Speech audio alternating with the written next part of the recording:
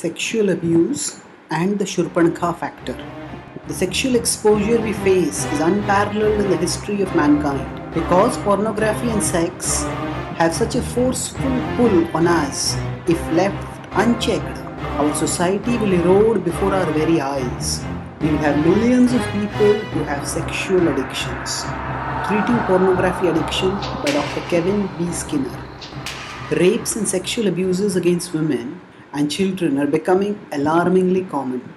The horrifying gang rape of a young physiotherapy student in a private bus in Delhi has sparked outrage across the country. Surely women need much greater security, but something else seems to be terribly wrong in our society. What is it? Let us focus on one important aspect that has been largely overlooked by the media but is illumined by Vedic wisdom. We can call this factor the Shurpanakha factor.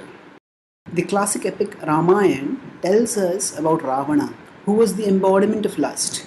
When he heard about the incomparable beauty of Sita, he desperately wanted to enjoy her. His close associates, however, warned him about the superhuman prowess of Lord Ram. So, Ravan gave up the idea of obtaining Sita. But when his malicious sister Shurpanakha incited him by describing Sita's beauty explicitly and provocatively, he lost all sense and became mad after Sita. Shurpanakha had her own scores to settle, and she used Ravana as a pawn by inciting him. Today's primary sexual inciter, the modern Shurpanakha, is the commercial world that uses sex to sell its product. TV, theaters, internets, magazines, and billboards are all used as outlets by this modern Shurpanakha. This modern version of the ancient witch is much more dangerous because it fools us into believing that becoming sexually incited is a sign of sexual liberalization. The Bhagavad Gita 7.10 offers us insight into the sanctity of sex. When it is performed for religious purposes, it helps us experience the divine. Sex enables us to become co-creators with God in bringing a new life into the world. At the same time, Gita wisdom cautions us that when sex is divorced from this divine perspective and purpose, it becomes motivated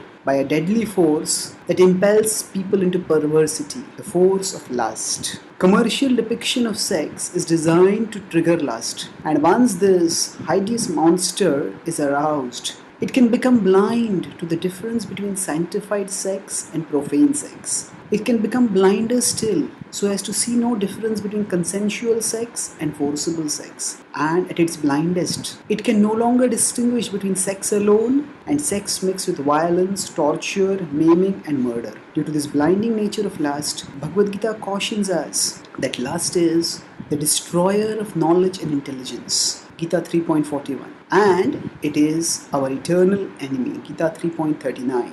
To counter this menace of lust, the twofold solution is decreasing the sexualization of our culture and participating in its re-spiritualization. Gita wisdom, with its profound philosophical foundation and with its comprehensive cultural manifestation, can help us in dealing with this increasingly distressing problem in a holistic way.